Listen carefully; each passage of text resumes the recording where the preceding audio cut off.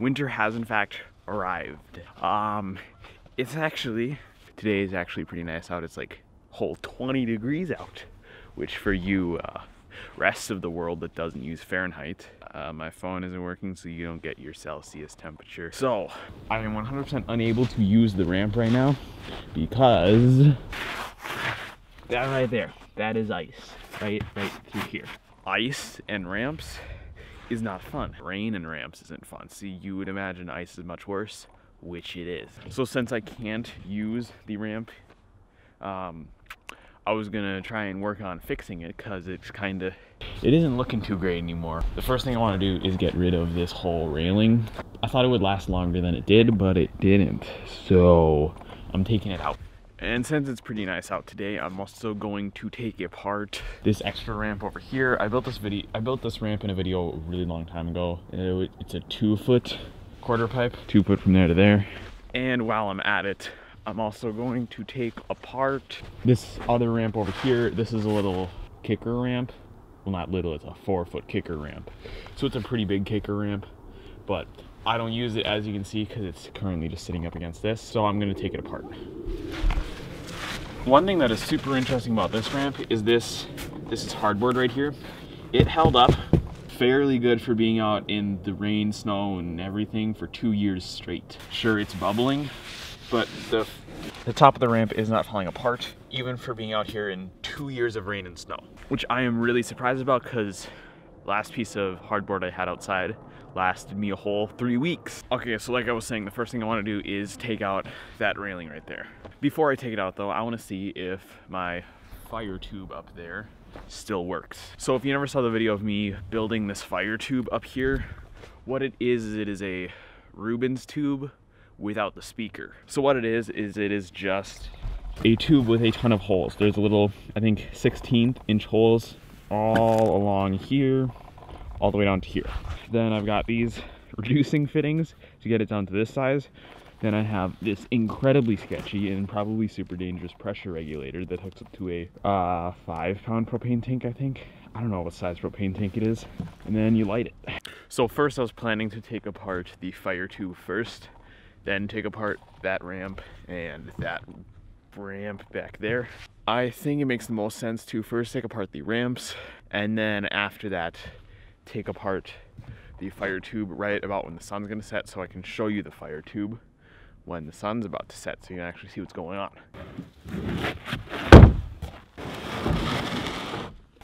So apparently it collected a lot of leaves and some random garbage.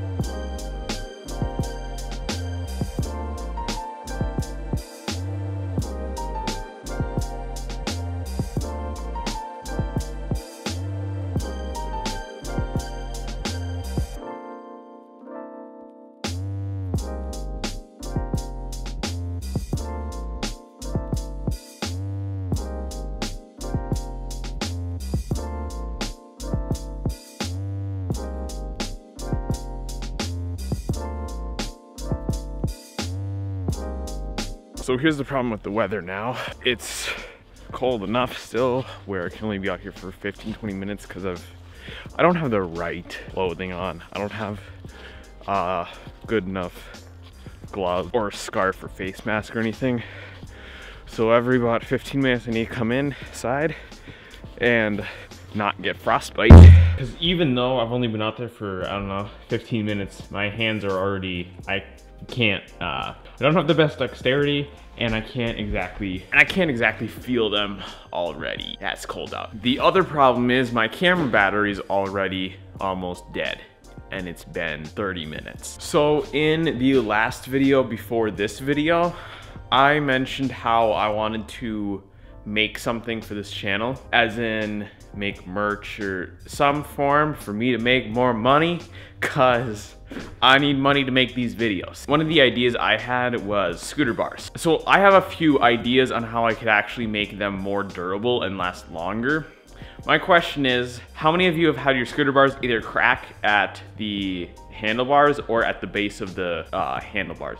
Yeah. How many of you have had your scooter bars snap? I'm gonna throw up a poll right here, I think, yeah. If you could take a few seconds to quick answer that, that'd be great. I'm just trying to figure out where scooter bars break to see where they should be stronger.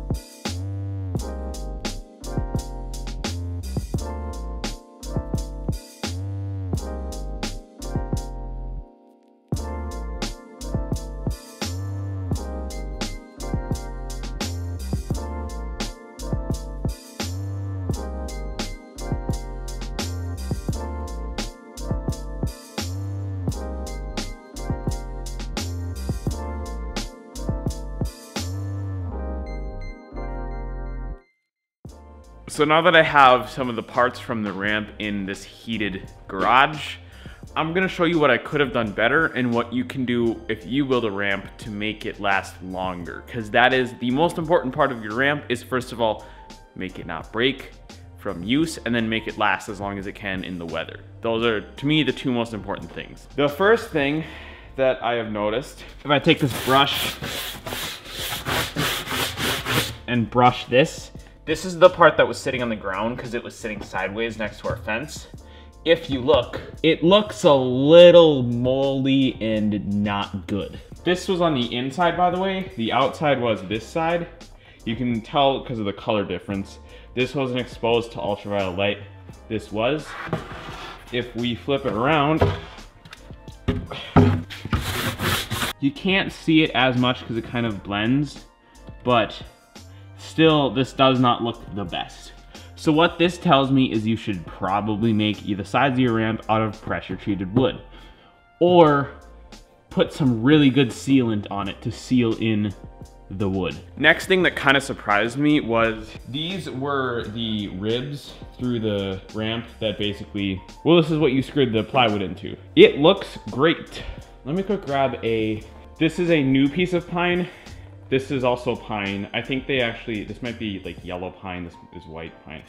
So these are a little bit different types of wood, but they're fairly similar.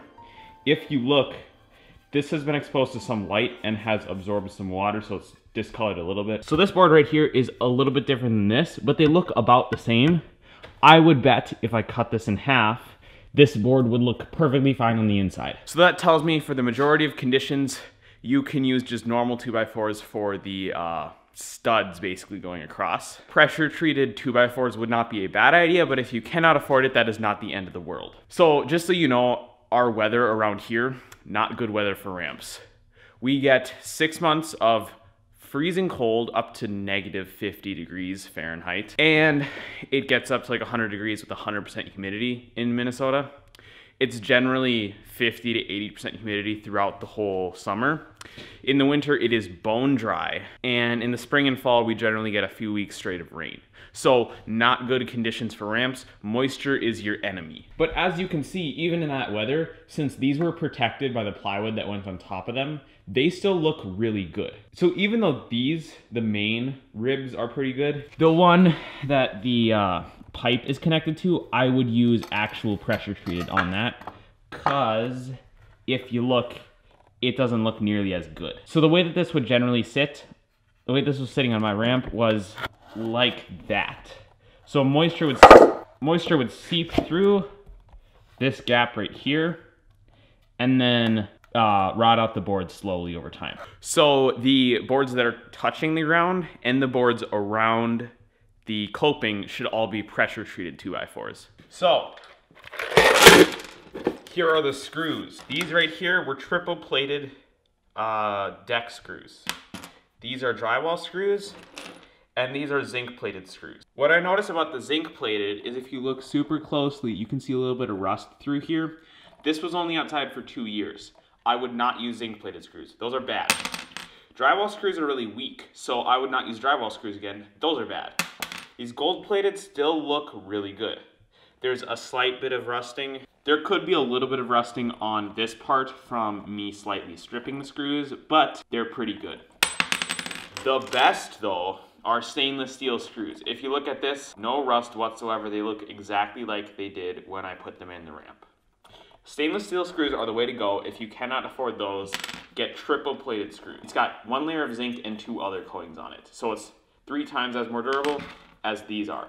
These, no bueno. These 2 I would never use again. This I would use again if you're in a decent climate. I would use these, like say California. These are perfectly fine. These are for your Floridas, your Minnesotas, your Chicagos, your Washingtons, or England, like those kinds of places where you've got tons of rain. I would use this. If you're in the middle of a drought, this is fine. The drywall screws did hold up surprisingly well, but the actual strength of a drywall screw is very weak. They shear very, actually let me quick show you it's shearing. So this is why I would not use a drywall screw. Here's a drywall screw. I can just kind of freely bend this around. Stainless steel you can still bend, but it takes a lot more to bend it. That's significantly harder than that stainless. Triple plated, yeah, much harder than the drywall screws. Drywall screws are meant to hold up drywall, so they bend easily. So drywall, weak. These 2, they're both good. Just in case. So like I was talking about before, I'm getting rid of this part of the railing and this fire tube. But I thought, why not see if this thing still works? At least then I'll get 2 uses out of it before I take it out. So I've got a propane tank. All the connections are still hooked up, so theoretically none of them should leak, but they're probably going to be leaking, but it's fine. I'm just going to try it out for a little bit, like 2 or 3 minutes, and then shut it off, because it's not the safest thing in the world. I mean, do you see? It's connected to a piece of wood on a super dry railing on both ends. That's not the safest way to hold this together.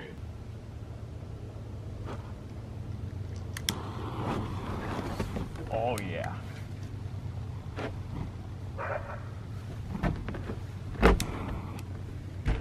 It still works. It's burning off something. That seems a little strange. Yeah, because if you look at it smoking, I don't know why. It's all good. It is nice and warm right next to this thing. I need to figure out how to do this properly where I'm not concerned about it lighting anything on fire. Let's bump it up for a second. And, oh yeah.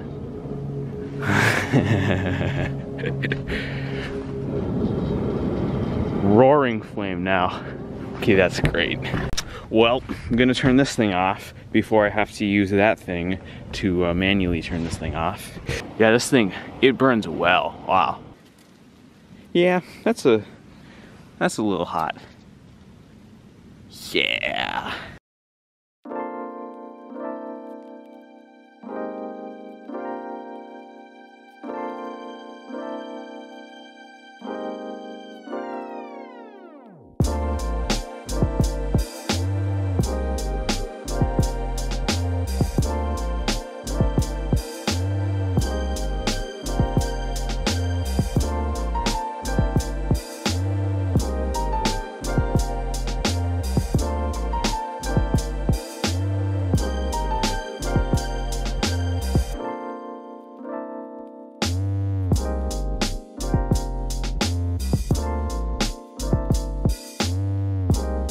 So we got everything taken down.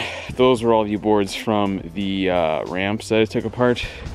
And those are all the boards from the railing that was right there.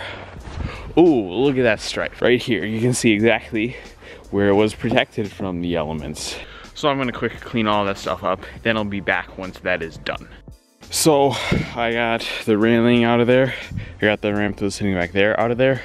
I also got this ramp is now gone. I need to take care of all of this garbage right here. I need a pickup though to get rid of it because it's so big. But except for that, this is actually looking significantly better around here.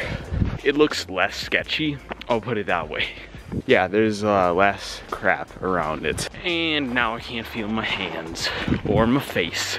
So like I mentioned when I was taking apart the railing, I took apart the 4-foot kicker ramp. What I did not mention is the bottom part of it actually just broke straight off when I was taking it apart. Here is the final board in the ramp. As you can see, this would have been what sat on the ground, and then this was the angle cut into it. This right here gives me all the information I need to know about this ramp. First of all, there was a huge void in the plywood. That's why it just cracked straight off. The 2x4s look really good, again, for being outside for 2 years. I think it's again because they're protected. This one's molding slightly, but it looks pretty good. Let me check. Yeah, it looks pretty good. So I bet if I were to have painted the whole kicker, the paint would have helped, but since I only painted a few of the sides, it didn't really do much, I don't think. Everything looks pretty good. If you look in here, I mean, it doesn't look like this is rotting out. So the paint, I think, did help the sides of the ramp. So if you're just using normal plywood for the sides, I would paint it. If you're using pressure treated, it doesn't really matter. I would probably paint it for the look of the painting then with the pressure treated. So from taking apart all these ramps today, here's what I can tell you. The sides of the ramp, use pressure treated. The 2x4s around the coping and at the base of the ramp, use pressure treated. The plywood that goes on the ramp, use pressure treated. The 2x4s in between the coping and the bottom 2x4, you should use pressure treated again if you can afford it, but if you can't, it's not that big of a deal. Basically, use pressure treated for everything if you can afford it. If you cannot afford it, use pressure treated for the parts that are touching the ground or that will be directly exposed to moisture. Those are the parts that need the pressure treating the most, so use pressure treated lumber for all those parts. And again, if you can buy everything pressure treated, that'll just be better. And I believe if you do not like the look of pressure treated, because nobody likes that green look, there is copper pressure treating that either Home Depot or Lowe's sells. And it's like the plywood just looks like these 2x4s do. At least that's what I've heard. So, yeah, pressure treat get everything pressure treated that you can. If you can't, paint all sides of it with a high quality exterior paint. That is your best bet to make a long lasting ramp. The other thing is, paint the coping. There's no reason to not paint it, and it will make the coping last longer, it'll slide better and everything, and then wax it after, because the wax is also a protective layer. If you can afford it, do stainless, but stainless is really expensive, so I'd recommend for most people just going with your normal Schedule 80 black pipe, and if it starts rusting, grind off the paint or just sand it off and then paint it again. You should only have to paint it every few years, like 1 or 2 years, and it's pretty quick of a process. So yeah. Oh, also screw wise with the screws. So all the screws in here have been outside for 6 months to 2 years. Again, zinc plated, rusts. Drywall doesn't rust. At least these ones didn't. I think these are like a special drywall screw, but these didn't rust. But again, too weak. Go with the stainless if you can afford it. If not, again, not the end of the world. Just go with the gold or the triple plated. Go with the triple plated if you cannot afford stainless. If you cannot afford stainless or triple plated, find a way to cut out other expenses in it and buy those. The screws are super important, and you need to get either triple plated or stainless, or else your ramp will probably fall apart. And the thing is, the screws are what is holding everything together. That's super important that those are high quality. By the way, I would also use mildew resistant silicone on all the edges that'll be touching the ground. The thing that does is it just prevents mildew and mold. I don't exactly understand why, but on my ramp outside the half pipe, you can totally see where I spilled mildew resistant silicone on it because the plywood looks perfect there. I cannot show you though because it is pitch black out because it's like 7 o'clock. So yeah, those are my recommendations on ramps.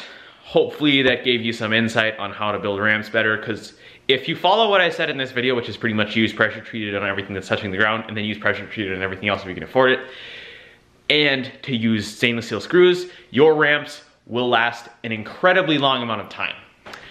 And if you then spend thousands of dollars and buy skate light, they will last even longer because skate light will last you a good 5 to 10 years. Okay, you know what's amazing about this video? It's 8:30 right now. I finished this video the same day I started it. I never get that done. I never am able to finish a video the day that I start. It just doesn't happen. So that is awesome. Hopefully this video is pretty good. I hope you enjoyed it. Thank you for watching. Like it if you liked it. Subscribe if you liked it. Share it if you liked it. And again, if you could take a few seconds out of your day, go answer the poll, please. Thank you very much. See ya.